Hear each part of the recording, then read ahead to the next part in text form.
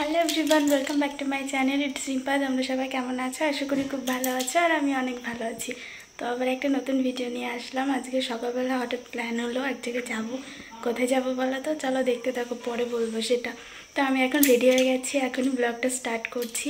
দেন চলো বেরিয়ে তারপর দেখা হচ্ছে। সো এখানটা আমি আর বর রেডি হয়ে গেছি। আর কোথায় যাচ্ছি যাই হোক, আর এখনই বলে দিচ্ছি, যাচ্ছি আমি বাড়িতে।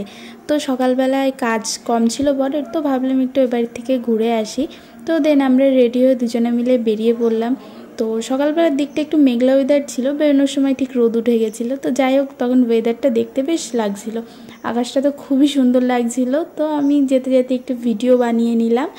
আর এখানটায় বাতকুল্লাতে পৌঁছে আমি এখান থেকে আইসক্রিম নিয়ে নিচ্ছিলাম বাড়ির জন্য। তো এখানে আইসক্রিম নিয়ে দেন আমি বাড়ি চলে আসলাম, আর ওখানটায় বর গাড়ি রাখছিল। তো এখানটায় দেখছি তো বাইরের দিকে কেউই নেই, মা কোথায়। তো যাই হোক, তো ঘরে ঢুকে দেখলাম মা এখানটায় রান্না বান্না করছিল। এখানটায় মা রান্নার জোগাড় যন্ত্র প্রায় হয়ে গেছে, আর অর্ধেক রান্না হয়ে গেছে। দেন রান্না কমপ্লিট করে আমাদের খেতে দিয়ে দিচ্ছিল। এখানটায় মা বরের ভাত বেড়ে দিচ্ছিল। তো এখানটায় ভাত টাত বেড়ে, এখানে চিকেন ছিল, রাইস ছিল, ভাত ছিল, আর পটল চিংড়ি ছিল। দেন ও খেতে বসে পড়েছে। তো চলো একবারে খেয়ে তারপর দেখা হচ্ছে।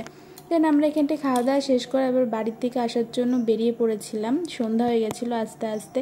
তারপর আর কী করা যাবে, এতটা ঘুরেও মন ভরেনি। দেন তারপর আবার আমরা বেরিয়েছিলাম একটু চা খেতে।